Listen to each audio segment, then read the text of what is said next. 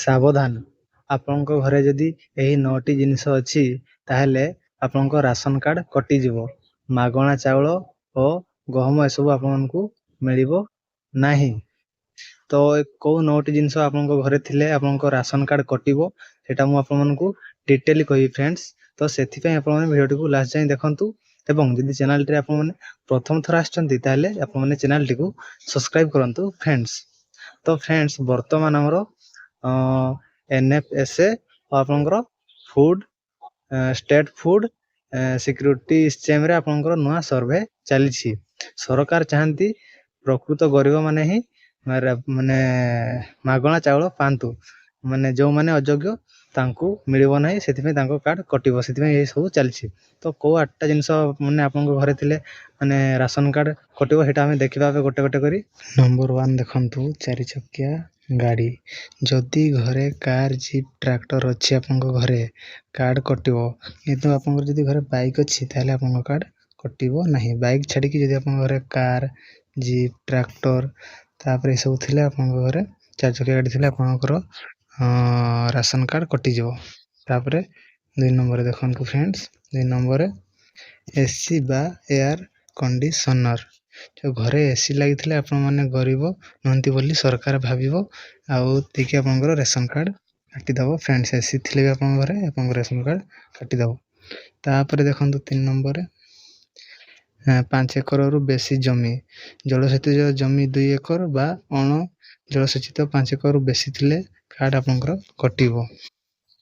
ତାପରେ ଦେଖନ୍ତୁ ଫ୍ରେଣ୍ଡସ୍ 4 ନମ୍ବରରେ ସରକାରୀ ଚାକିରି। ଘରେ ଯଦି କେହି ସେଣ୍ଟ୍ରାଲ କାଷ୍ଟ ଗଭର୍ଣ୍ଣମେଣ୍ଟ ଜବ୍ PSC ଜବ୍ କରୁଛନ୍ତି କାର୍ଡ଼ ବାତିଲ। ପେନସନ୍ 10,000ରୁ ବେଶୀ ଥିଲେ ବି କଟିବ।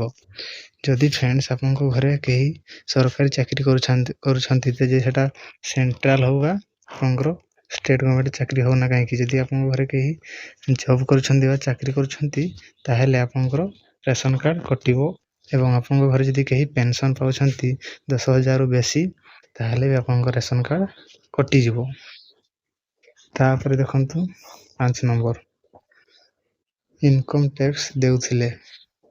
ପରିବାର କେହି ବର୍ଷକୁ 2.5 ଲକ୍ଷରୁ ବେଶୀ ରୋଜଗାର କରି ITR ଫାଇଲ୍ କରୁଥିଲେ କାର୍ଡ଼ କଟିବ। ଯଦି ଆପଣଙ୍କ ଘରେ ମାନେ ଘରର ଇନକମ୍ 2.5 ଲକ୍ଷରୁ ଅଧିକ ଏବଂ ITR ଫାଇଲ୍ ଯଦି ଆପଣଙ୍କ ଘରେ କରୁଥିବେ ତାହେଲେ ଆପଣଙ୍କର ରାସନ କାର୍ଡ଼ କଟିଯିବ ଫ୍ରେଣ୍ଡସ୍।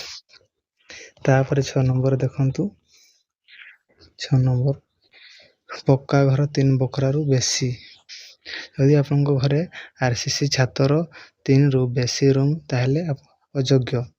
ତ ଏଇଟା ଥିଲେ ବି ଆପଣଙ୍କର ମାନେ RCC ଛାତର 3ରୁ ବେଶୀ ରୁମ୍ ତାହେଲେ ଆପଣଙ୍କ ରେସନ କାର୍ଡ଼ କଟିଯିବ, ଏଠୁ ଅଧିକା ଥିଲେ ଫ୍ରେଣ୍ଡସ୍। 7 ନମ୍ବର ଦେଖନ୍ତୁ, ଫ୍ରିଜ୍ ପ୍ଲସ୍ ୱାସିଂ ମେସିନ୍ 2ଟା ଯାକ। ଗୋଟେ ଥିଲେ ଚଳିବ କିନ୍ତୁ 2ଟା ଥିଲେ ସରକାର କହିବେ ଆପଣ ସମ୍ପନ୍ନ। ଯଦି ଆପଣଙ୍କର ଗୋଟେ ଅଛି ଠିକ୍ ଅଛି, 2ଟା ଯାକ ଆପଣଙ୍କର ଅଛି ଏମିତି ଅଦର ସବୁ ମେସିନ୍ ତାହେଲେ ସେ ଆପଣଙ୍କୁ ଭାବିବ ଆପଣମାନେ ଧନୀ। ତ ସେମିତି ଭାବିକି ସେ ଆପଣ ସମ୍ପନ୍ନ ଭାବିବ ଦେଇକି ରେସନ କାର୍ଡ଼ କାଟିଦେବ। ତ ଜାଣିଲେ ଏଇଟା ଥିଲେ ରେସନ କାର୍ଡ଼ କାଟିଦେବ।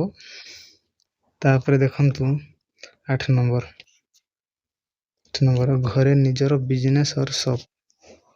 GST ରେଜିଷ୍ଟ୍ରେସନ ଥିଲେ ବା ବର୍ଷକୁ 3 ଲକ୍ଷରୁ ବେଶୀ ଟର୍ଣ୍ଣଓଭର ଥିଲେ କାର୍ଡ଼ କଟିବ।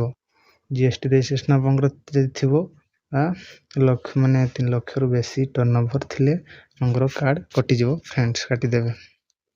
ତାପରେ ଲାଷ୍ଟ ଦେଖନ୍ତୁ 9 ନମ୍ବର, ସହରରେ ଫ୍ଲାଟ୍ ହୋମ୍। ଯଦି ଭୁବନେଶ୍ୱର, କଟକ ଭଳି ସହରରେ ନିଜ ନାଁରେ ଫ୍ଲାଟ୍ ଅଛି ତାହେଲେ କାର୍ଡ଼ ବାତିଲ। ଯଦି ଆପଣଙ୍କର ଭୁବନେଶ୍ୱର, କଟକ ଏଇଟା କହୁନି ମୁଁ, ଯଦି ଅନ୍ୟ ସହରରେ ଯଦି ଆପଣଙ୍କର ମାନେ ଫ୍ଲାଟ୍ ତାପରେ ଅଛି ତାହେଲେ ଆପଣଙ୍କ କାର୍ଡ଼ କାଟିଦେବେ ଫ୍ରେଣ୍ଡସ୍।